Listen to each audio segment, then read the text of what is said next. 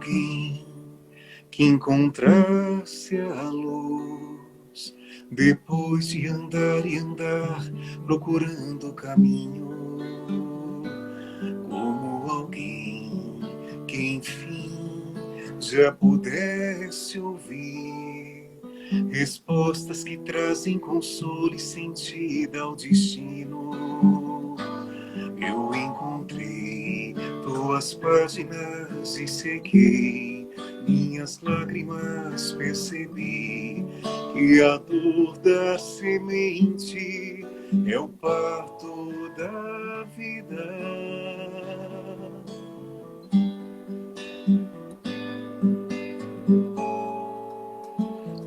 Como alguém que já quer seguir os passos do mestre com fé e razão conscientes, como alguém que em si já pudesse ouvir as vozes dos seres que habitam o espaço infinito.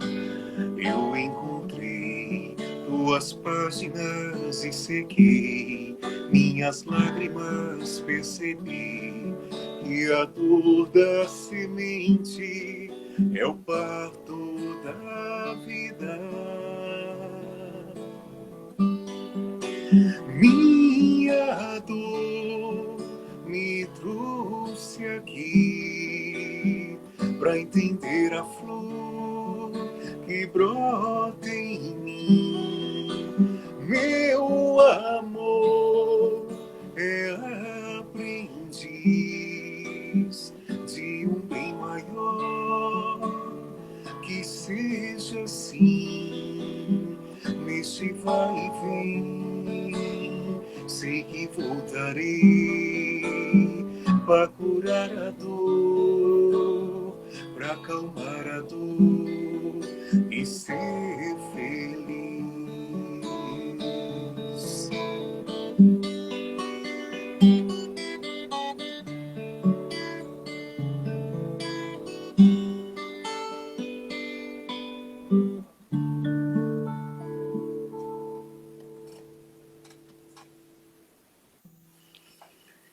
E aí, pessoal, boa noite agora. Desculpa a falha, viu? A gente tá... Ao vivo é assim mesmo, né? Quem sabe faz ao vivo. É isso aí.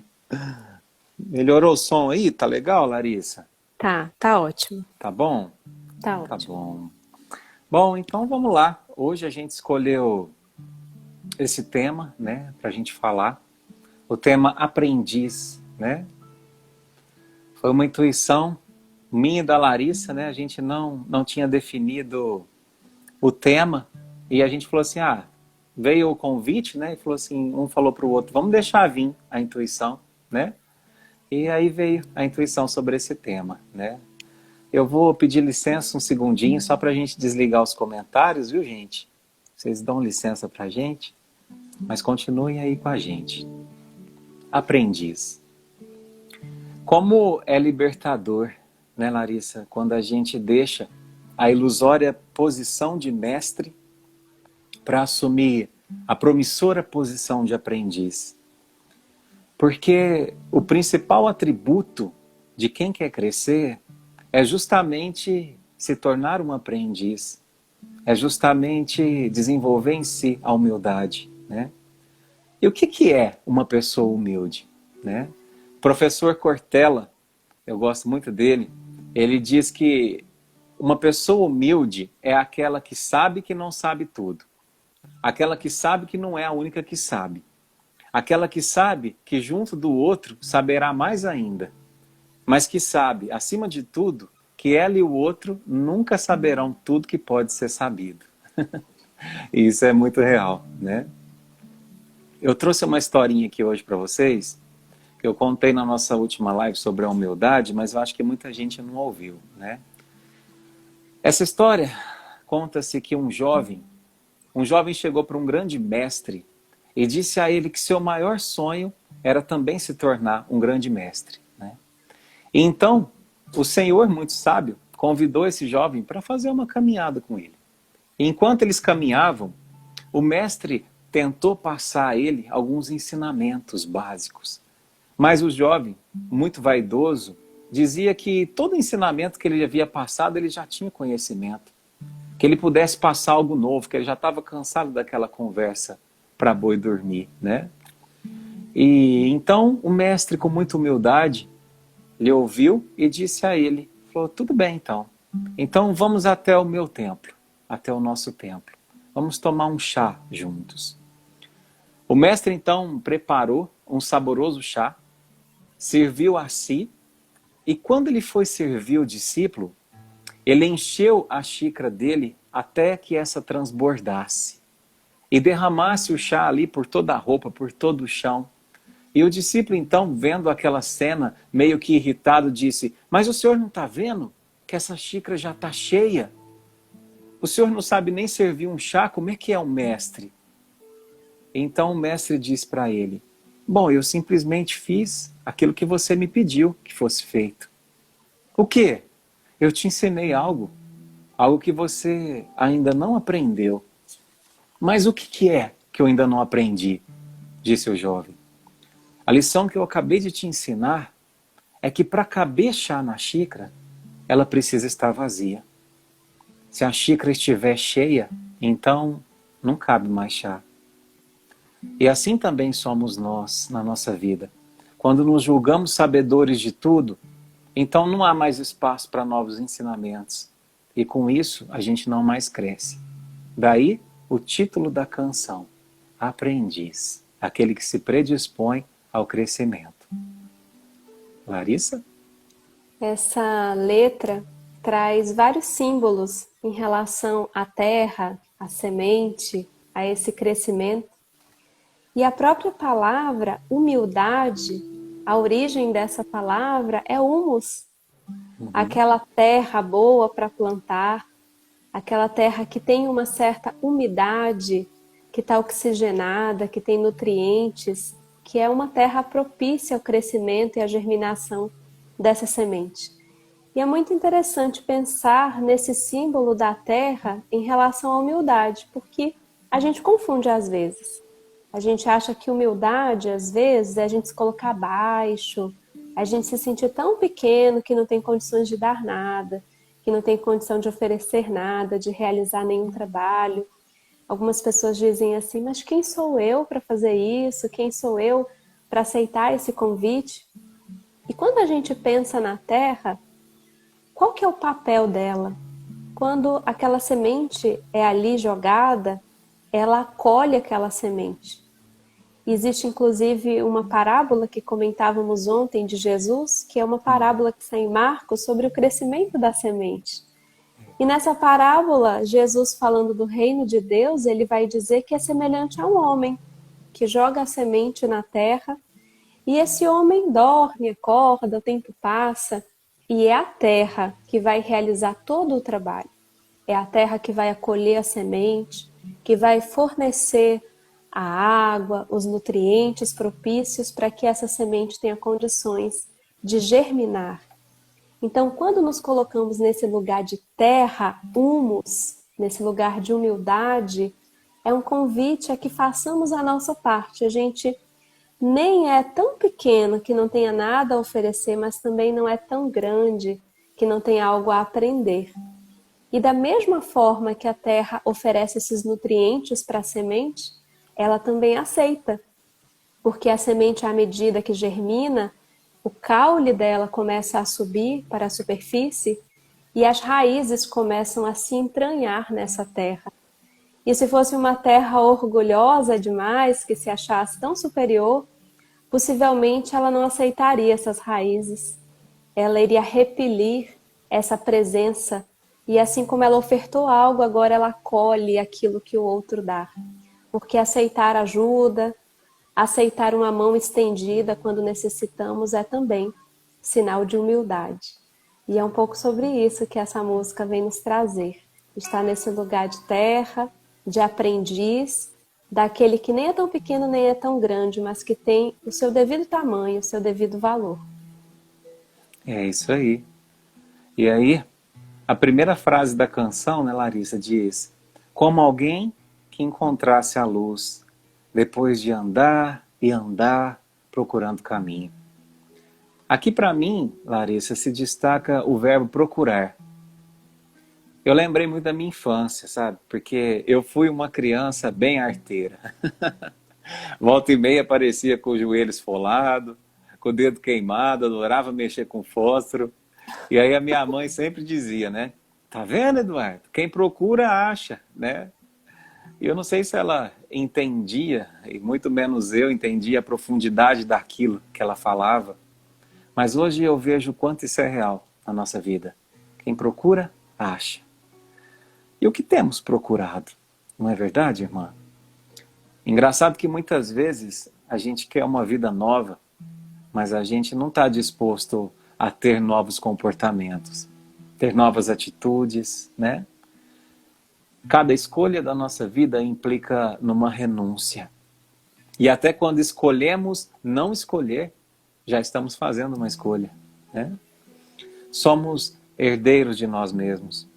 Se você hoje não está satisfeito com o que tem colhido na sua vida, se você não está satisfeito com o que te cerca, experimenta plantar de forma diferente. Experimenta investir de repente a tua semente em outras terras e espera, e espera. Mas não espera sentado. Trabalha enquanto espera. Continua plantando. Há uns 3 anos atrás, mais ou menos, Larissa, eu compus uma canção junto com um amigo meu, Caio Dagger, chamada Herdeiros de Nós. E eu gostaria de fazer aqui uma pequena dinâmica de reflexão com todos que estão aí nos ouvindo. Enquanto eu canto essa canção, eu gostaria que vocês fechassem os olhos, olhassem para o terreno do seu coração e refletissem sobre o que vocês têm plantado e o que vocês têm colhido no campo da vida. E se porventura precisa modificar algum tipo de plantio, algum tipo de semente.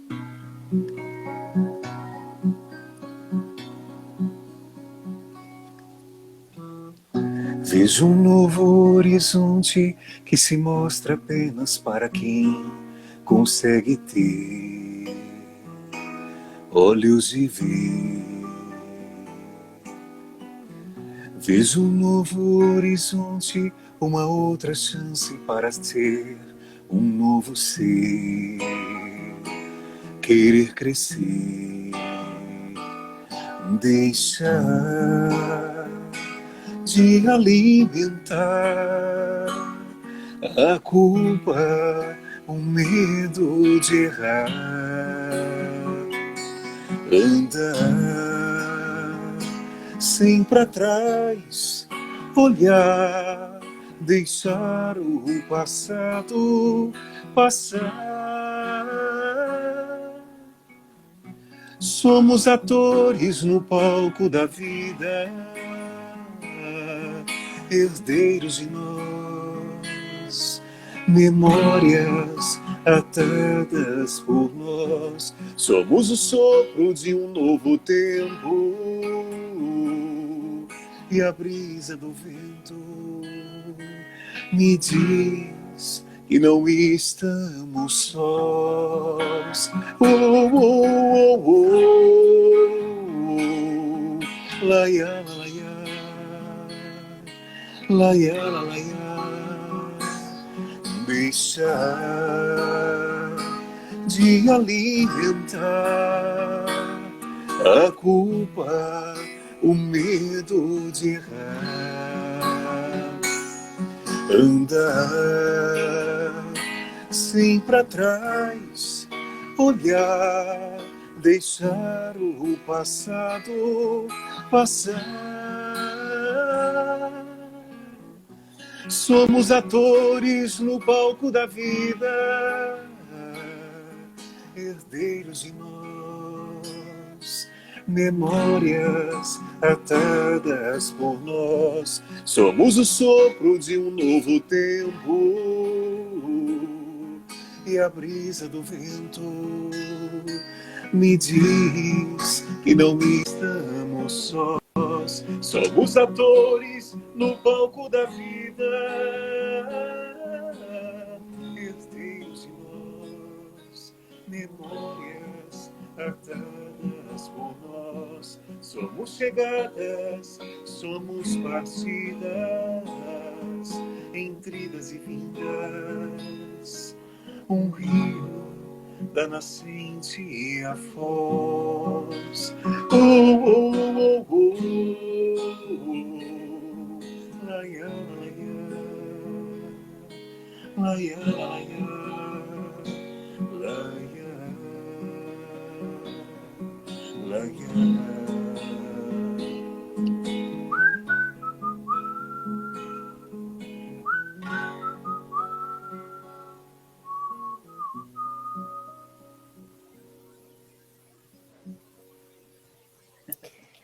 Nossa, eu fui lá atrás agora, né? Porque tanto essa música que você cantou agora, Herdeiros de Nós, quanto a música Aprendiz, são músicas que me fazem lembrar de como eu me tornei espírita, de como eu conheci a doutrina espírita. O Eduardo já assistiu um vídeo em que eu falo mais longamente sobre isso, mas encurtando a história, né, para o nosso tempo aqui que é curto, eu desde muito criança, eu me sentia exatamente como esse primeiro trecho da música Aprendiz, como alguém que buscasse, eu tinha uma busca de respostas, tinha um monte de coisa na minha cabeça que para mim já eram certezas, então eu já tinha muita certeza, por exemplo, de que quando a gente morria, a gente continuava vivo, de que a gente voltava. Mesmo quando criança, isso para mim já era uma certeza. Quando a gente conversava na escola, né? Às vezes, cada um falando ali uma história pessoal sobre ter visto espíritos ou alguma coisa assim.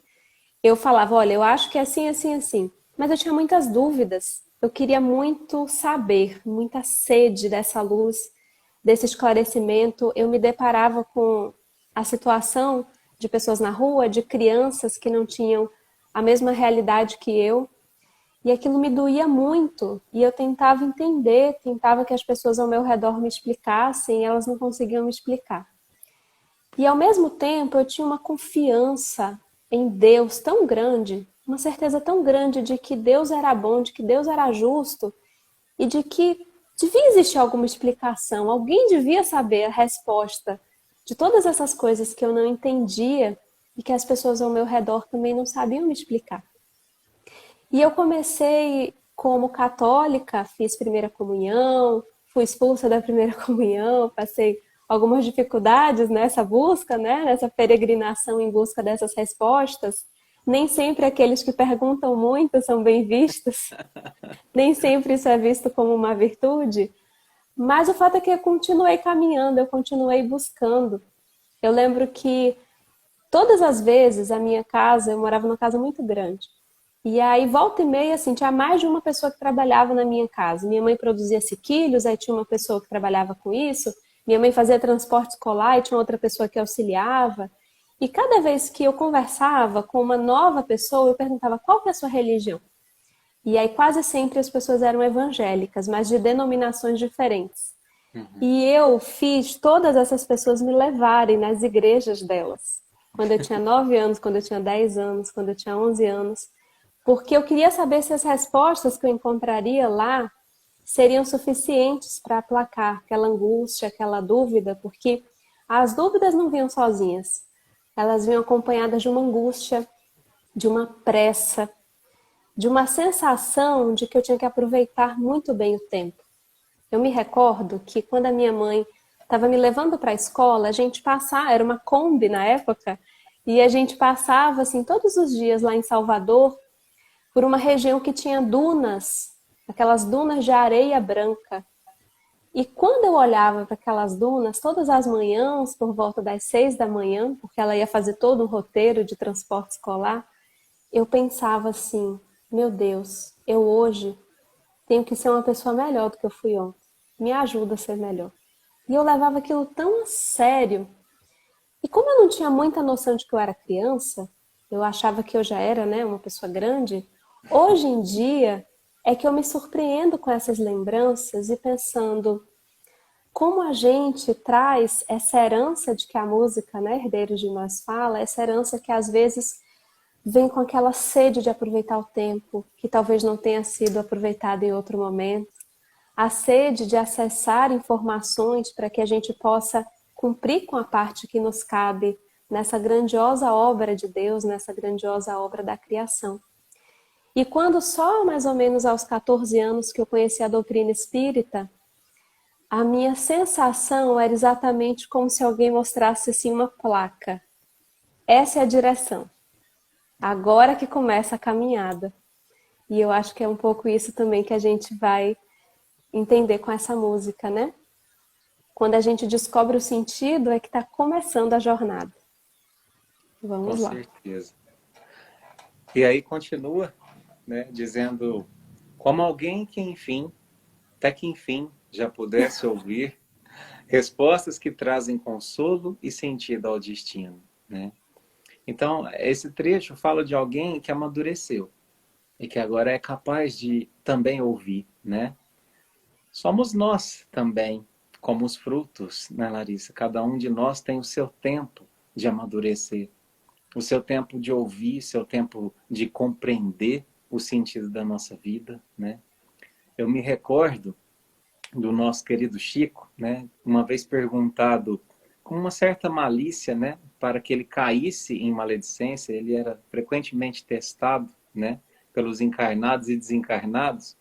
Então, um entrevistador perguntou a ele e ele deu uma aula de tolerância imensa.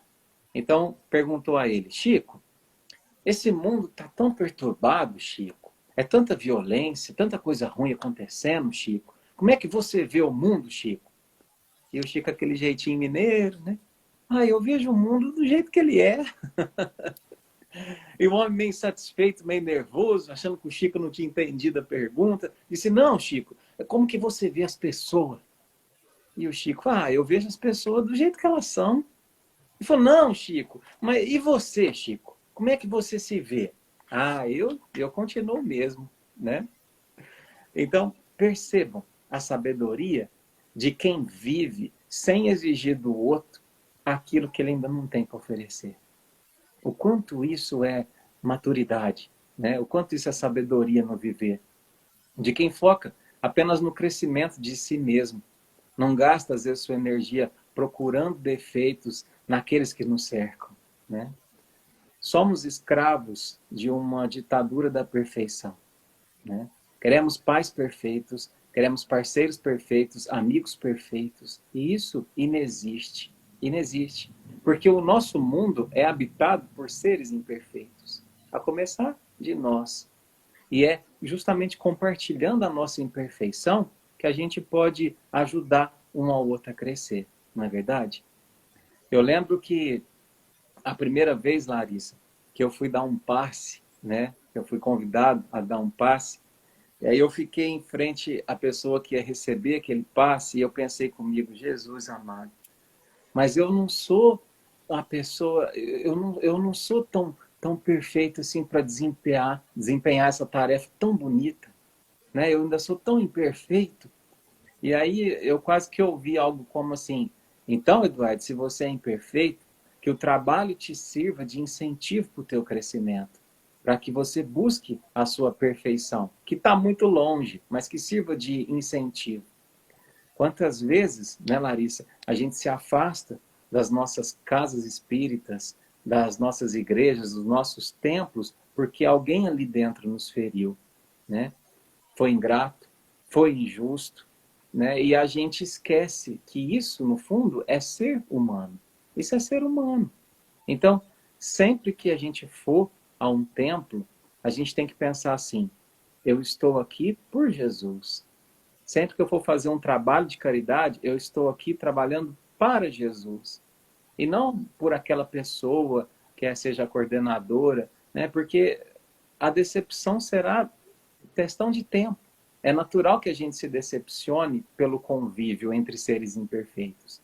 Então, faça sempre o exercício do trabalho no bem para Jesus, para que nada tire você do teu caminho, do teu crescimento. Que maravilha. Enquanto você falava, eu me lembrei de uma história que eu contei agora há pouco na live, que eu vou resumir aqui, porque tem tudo a ver com esse trecho. Uma senhora, que ela é espírita hoje, tem livros escritos e tudo, ela sofreu um acidente muito grave, ficou entre a vida e a morte. E aí ela teve a bênção de, através de um trabalho espiritual à distância, ela começar um processo de recuperação. E ela tinha visões, enquanto estava naquele processo, né, aquele tratamento à distância, de ser levada para uma região muito bonita na espiritualidade. Ela tinha toda a visão do que estava acontecendo espiritualmente com ela. E depois de várias semanas, quando os médicos, inclusive, tinham meio que desenganado a possibilidade de que ela voltasse a andar, de que ela realmente tivesse essa possibilidade, e quando ela viu que coisa estava acontecendo, que ela estava tendo aquela misericórdia de se recuperar de uma coisa tão grave, ela fez a pergunta, né? Aqui esse trecho diz, como alguém que enfim já pudesse ouvir respostas. Às vezes a gente faz a pergunta, mas não está preparado para ouvir a resposta, porque nem sempre é a resposta que a gente quer. E aí ela pergunta assim, mas meu Deus, diante de tanta misericórdia, de tanto amor, de tanta bênção, o que que eu fiz para merecer isso? E aí a resposta veio, e a resposta disse assim para ela, você ainda não fez. Não é merecimento, é misericórdia. Mas você pode fazer. Então, eu fico pensando que isso pode ser uma pergunta que a gente se faça, não é mesmo? A gente vive um mundo ainda muito regido pela meritocracia. Como se tudo dependesse, até mesmo na espiritualidade, nos estudos da espiritualidade, se a gente não tiver cuidado, a gente faz o mesmo raciocínio. E a gente acha que tudo é merecimento. Que eu estou passando um sofrimento, é merecimento. Eu estou recebendo uma bênção, então é merecimento. Às vezes não é. Às vezes é acréscimo de misericórdia. É a confiança de Deus quando Ele coloca ali a sementinha. A confiança de que um dia vai germinar, de que um dia vai florescer, de que um dia vai frutificar. É um investimento, como aquele investimento que fazemos com os nossos filhos. A gente pode ver que não está dando certo.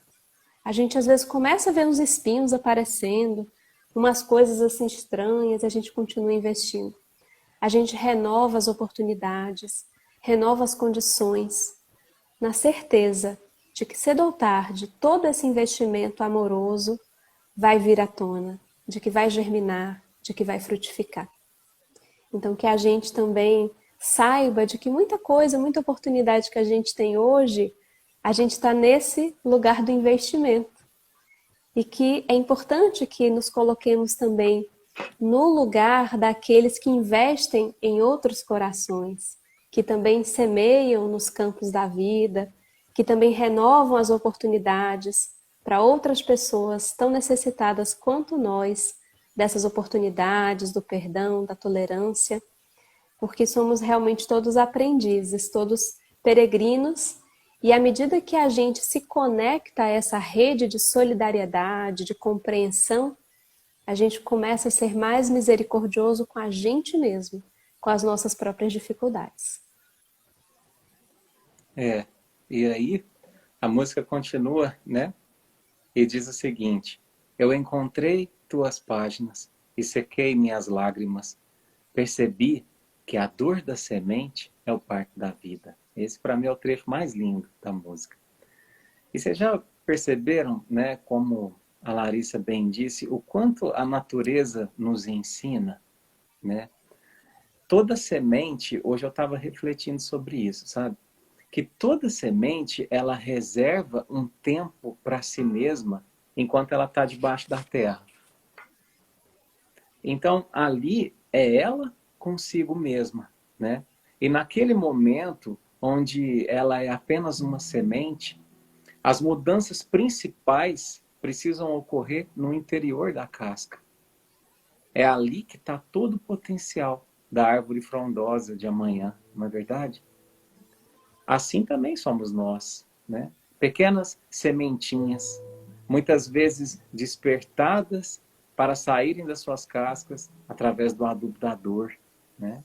Como diz aquela canção que diz assim, Tudo é amor, até mesmo a dor. Tudo faz crescer, mudar a nossa luz. Tudo é amor, até mesmo a dor. Tudo faz crescer, mudar a nossa luz. sair da casca nunca é fácil, né? Seria talvez ali bem mais cômodo, bem mais confortável para a sementinha ficar repousando ali no interior do solo, sem se expor aos perigos do mundo lá fora. Mas imagina só, meus irmãos, se mais nenhuma semente se tornasse árvore, não haveria mais sombra, não haveria mais fruto, não haveria mais novas sementes, né? Então, coragem para que a gente tenha a audácia de deixar as nossas cascas e de romper o solo do viver só para si mesmo, não é? Tudo é amor, até mesmo a dor. Eu amo essa música. E essa compreensão da dor, porque a música não nos diz, como nenhuma doutrina religiosa ou filosófica nos diz, que a dor será retirada. É a compreensão da dor, sobre a dor, do valor da dor que se modifica. Aqui na letra a gente tem que a percepção de que a dor da semente é o parto da vida. A dor da semente é o nascimento, é a renovação de oportunidades. Existe um trechinho de um poema belíssimo de Castro Alves, Marchemos, e aí tem um trecho em que ele diz assim: é a dor que através dos anos, dos algozes, dos tiranos, anjos puríssimos faz, transmutando os neros rudes em arautos de virtudes, em mensageiros de paz. Que Então a lindo. dor é essa renovação de oportunidades. Eu estava escutando esses dias uma live de uma médica geriatra especialista em cuidados paliativos, que eu admiro muito, a doutora Ana Cláudia, e ela dizia da sabedoria que as pessoas em estado terminal, quando tem a oportunidade dos cuidados necessários para minorar um pouco as dores físicas e a pessoa conseguir ter uma certa consciência nesses dias, nesses momentos finais, para elaborar todo esse processo com o suporte terapêutico. E ela dizia ficar muito impressionada, porque pessoas que em vida não haviam sido grandes sábias, tido grandes conhecimentos ou filosofado muito, e que às vezes naquela uma semana, naqueles 15 dias, por ter consciência de que eram seus últimos dias, conseguiam elaborar através da dor, através desse desprendimento da vida material, o sentido, o propósito, o porquê de estarem ali. E da importância desse momento na vida de um ser humano.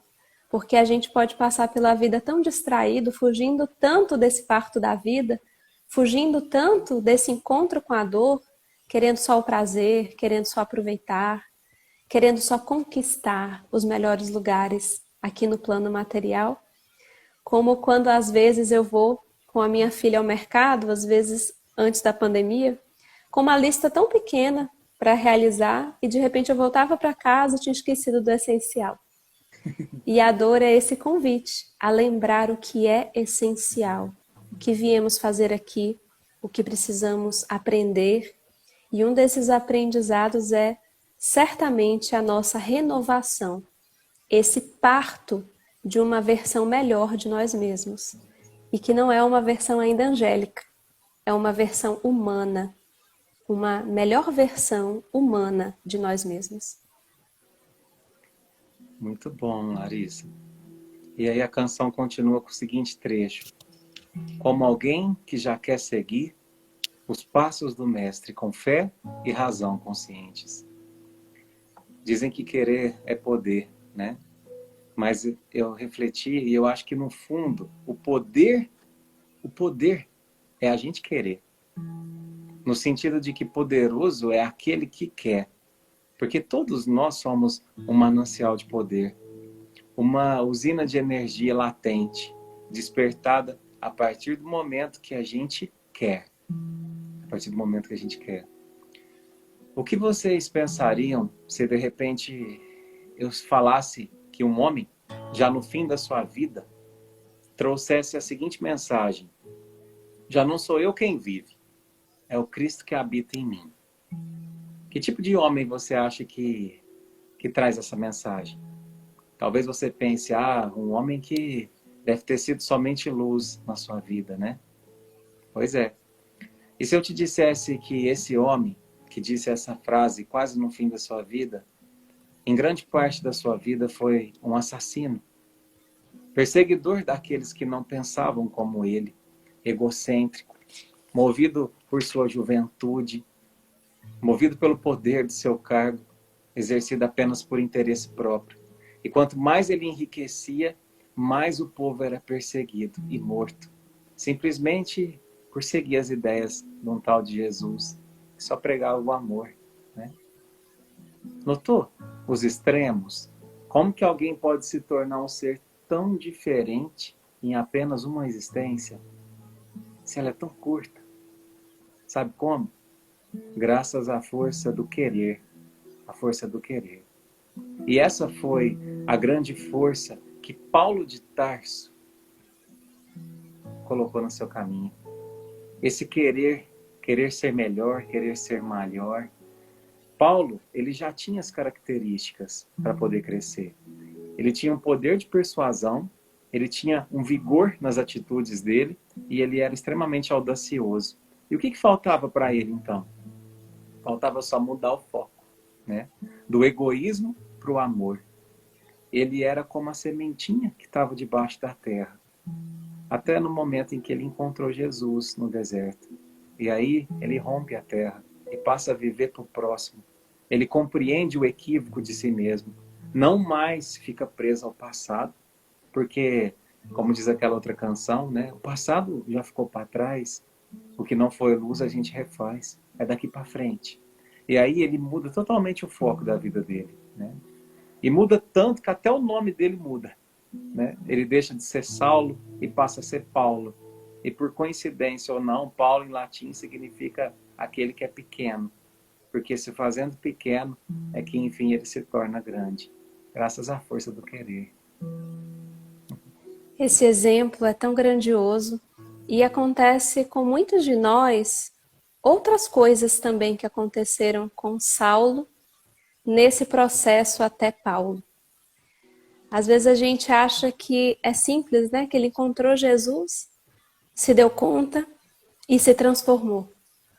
Mas quando a gente estuda detidamente as páginas registradas por Emmanuel, ou vai lá no Atos dos Apóstolos, a gente vai percebendo que aquele Saulo, perseguidor de cristãos, quando ele cai em si, fica até cego, tamanha a luz da verdade.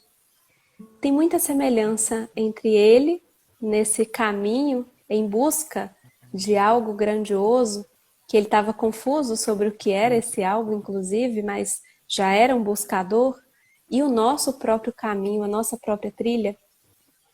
Porque no momento em que a gente encontra algo que a gente estava buscando há tanto tempo, num primeiro momento, se a gente não cai na culpa, e que bom que não fizemos isso, e que bom que ele também não fez isso, a gente quer então aproveitar ao máximo, a gente fica empolgado, muitas vezes mais até no lugar do desejo de realizar, do que do verdadeiro querer, que é a vontade, a principal potência da alma aos olhos do nosso querido Leon Denis. Porque quando a gente está no lugar do desejo, parece uma brasa que é consumida assim com muita força, mas que se apaga rapidamente diante das dificuldades, dos nãos, das frustrações, dos melindres, ao perceber o quanto os outros são ainda tão imperfeitos, apesar de defenderem causas tão importantes. Mas quando estamos imbuídos pela verdadeira vontade, pelo verdadeiro querer. Isso é uma força tão potente dentro de nós que não existe nada externo que nos destitua dessa vontade, dessa certeza de que temos algo a realizar, de que temos tanto a aprender, de que temos algo a ofertar e algo a receber. É então que Saulo, ele primeiro quer convencer as pessoas ao redor dele, porque ele já tinha convencido tantos de que os seguidores do caminho, os seguidores do carpinteiro estavam equivocados, que agora ele queria, já que ele tinha certa credibilidade, ele achava que o poder de convencimento dele era o caminho. Ele achava que ainda daquele lugar de imponência e de orgulho, ele teria condições de servir a Jesus.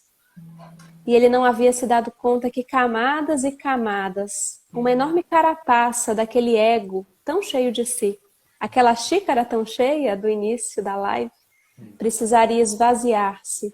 Ele precisaria receber muitos nãos, muitas frustrações na família, no trabalho, passar um tempo no deserto, aquele momento em que a gente se sente tão sozinho, tão incompreendido, para que então pudesse existir o parto de uma nova vida. Para que então aquela sementinha que estava envolta numa casca tão grossa e tão dura, pudesse realmente abrir espaço à chegada do Paulo, aquele que mais tarde estaria em total consonância com as vontades do Mestre e que é o grande responsável por cada um de nós que aqui estamos hoje tendo notícias de Jesus. Com certeza.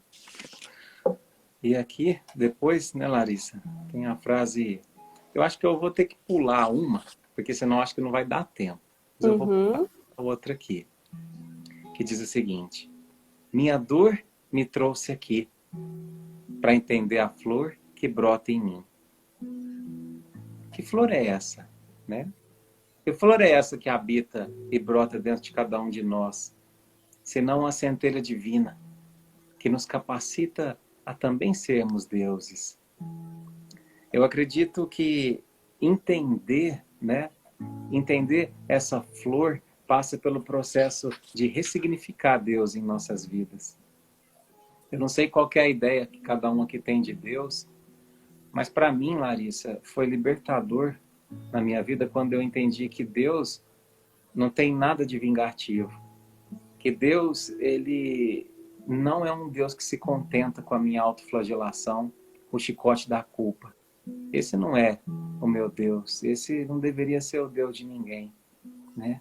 Ao contrário, Deus é sim um Deus que acolhe e que permite a dor não como uma ferramenta de punição, mas sim como uma forma de despertar, né?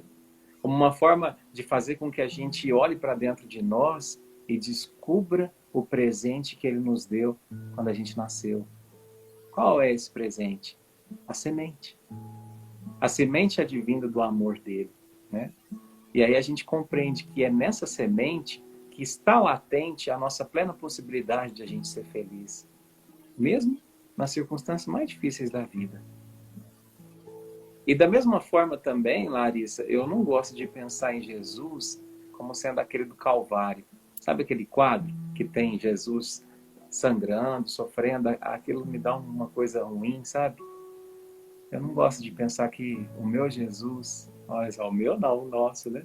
Mas é que é uma relação íntima. O meu Jesus, ele não está morto. O meu Jesus está mais vivo do que nunca, né? Eu tenho Jesus para mim como fosse um irmão mais velho, sabe? Aquele que já percorreu a estrada, que a gente só agora começa a trilhar. E aí ele vai na frente dizendo assim, ó, pisa aqui, pisa ali, pisa aqui. Não pisa fora não, que senão... E eu acho que o desabrochar dessa flor, né, vai acontecer mais facilmente quando a gente mudar essa forma como a gente enxerga esse Jesus da cruz, um Deus punitivo ou uma dor que castiga. Com certeza. Em seguida, a música ainda diz assim: meu amor é aprendiz de um bem maior que seja assim. quando a gente dá alguns passinhos nessa compreensão sobre o que viemos fazer aqui, sobre quem somos, sobre o nosso propósito, sobre Deus, é comum que a gente ache que já alcançou tudo, que já tem resposta para tudo. E que a gente queira, inclusive, responder às questões das outras pessoas. Que a gente se sinta agora capaz de preencher as expectativas do outro. E esse trecho nos fala que, ainda que a gente tenha alcançado algumas respostas, nós somos eternos aprendizes. Esse amor que a gente sente agora pelos nossos filhos, pelo nosso parceiro ou parceira, pelos nossos pais, pelos nossos irmãos, esse amor ainda é uma pálida noção do amor que a gente um dia há de sentir, do amor que Jesus sente por cada um de nós, do amor que Deus emana a cada uma das suas criaturas. Amor esse em que estamos mergulhados. Nós estamos mergulhados no amor de Deus, mas ainda precisamos caminhar um pouquinho mais para que possamos sentir toda a potência desse amor que está dentro e que está fora de nós. E diz assim, né, Larissa? Meu amor é aprendiz de um bem maior, que seja assim. E aí a gente se lembra que seja assim ou que assim seja, que a gente diz todas as noites, né? Que assim seja. Se eu me vejo como um aprendiz de um bem maior, como diz essa frase, eu passo não subestimar o que me acontece de ruim. Não é isso, não. Não é deixar de chorar, não é deixar de sofrer, mas eu paro de supervalorizar a dor. Porque quando a gente supervaloriza a dor, a gente transforma ela no quê? Em sofrimento, né? Em sofrimento.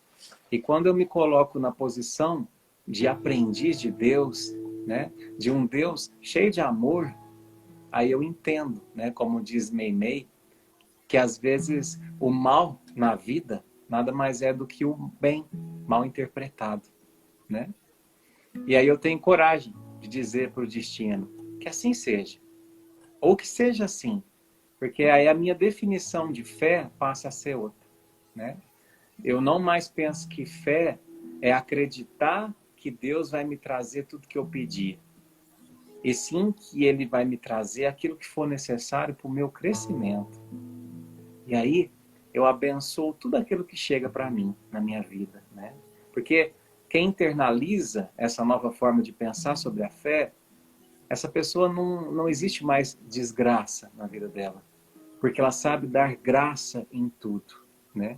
E esse é o grande poder da gratidão nas nossas vidas. E por falar em gratidão, uma das coisas que a gente precisa agradecer é um dos últimos trechos, quase finalizando a música. Nesse vai e vem, sei que voltarei, para cuidar da flor, para acalmar a dor e ser feliz. Será que a gente se dá conta disso? De que estarmos aqui nesse momento reencarnados, abrir os olhos todas as manhãs, já é um motivo tão grandioso de gratidão? É uma oportunidade bendita de nos renovarmos, de retornarmos para continuar aquela semeadura que a gente começou. Cuidar daquela flor que antes foi uma semente, que começou a germinar e que agora vai se desenvolvendo, começa a florescer. Essa flor que está fora, porque muitas vezes voltamos para dar continuidade a projetos que nós mesmos começamos. Mas o maior projeto, sem dúvida, somos nós mesmos. Que precisamos retornar. Existe uma das questões em O Livro dos Espíritos sobre o objetivo da encarnação. E lá, finalizando a resposta, tem uma partezinha muito interessante quando os espíritos dizem assim, que é colocar o espírito em condições de contribuir com a parte que lhe cabe na obra da criação. Então, nós temos renovadas oportunidades para aprendermos a contribuir com a criação, a ser co-criadores em plano menor. E quando a gente está mais atento a isso na vida, a esses processos, a essas oportunidades, temos maiores chances de ter olhos de ver, ouvidos de ouvir, de aproveitar cada oportunidade diária, cada encontro, cada momento da nossa vida para ser esses pequenos criadores de paz, de tolerância, de fraternidade, para contribuir com essa grande obra, ainda que sejamos aqueles beija-flores pequenos, com um contributo tão singelo, mas todo contributo é valioso, cada grão de areia é importante para a dinâmica maior da criação. Muito bom, irmã. E eu gostaria de terminar a nossa reflexão de hoje com uma poesia de Shakespeare. Eu dei aqui uma adaptada porque ela é longa, então peguei só um trechinho, que diz o seguinte: depois de um tempo, você aprende a diferença. A sutil diferença entre dar a mão e acorrentar uma alma. Você aprende que companhia nem sempre significa segurança. E começa a aprender que beijos não são contratos e que presentes não são promessas. E começa a aceitar suas derrotas com a cabeça erguida e olhos adiante. Um dia você aprende a construir todas as suas estradas no hoje, porque o terreno do amanhã é incerto demais para se fazer planos. E o futuro tem o costume de cair em meio ao vão. Aprende que não importa o quanto você se importe. Algumas pessoas simplesmente não se importam. E aceita que não importa o quão boa seja uma pessoa, ela vai feri-lo de vez em quando. E você vai precisar perdoar. Descobre que se levam anos para construir a confiança e apenas segundos para destruí-la. E o que importa não é o que você tem na vida, mas quem você tem na vida. Aprende que as pessoas com quem você mais se importa na vida são tomadas de você muito depressa. Por isso, sempre devemos deixar as pessoas que amamos com palavras amorosas, que pode ser a última vez que a gente as veja. Aprende que heróis, na verdade, são pessoas que fizeram o que deveria ter sido feito, enfrentando as consequências, e que há mais de seus pais em você do que você supunha. Aprende que quando está com raiva, tem o direito de estar com raiva, mas não tem o direito de ser cruel. Aprende que nem sempre é suficiente ser perdoado por alguém. Algumas vezes, você tem que aprender a perdoar a si mesmo. Aprende que com a mesma severidade com que a gente julga, em algum momento a gente é condenado. Descobre que não importa em quantos pedaços o seu coração foi partido, o mundo simplesmente não para que você o conserte. E assim aprende que o tempo não é algo que possa voltar atrás. Um dia você enfim aprende que é realmente forte e que pode ir muito mais longe depois de pensar que não podia mais, e que realmente a vida tem valor e que você tem valor diante da vida. Portanto, plante seu jardim, decore sua alma, ao invés de esperar que alguém lhe traga flores. Um bom aprendizado para todos nós. Eu sou maior do que era antes. Estou melhor do que era ontem. Eu sou filho do mistério e do silêncio. Somente o tempo vai me revelar quem sou.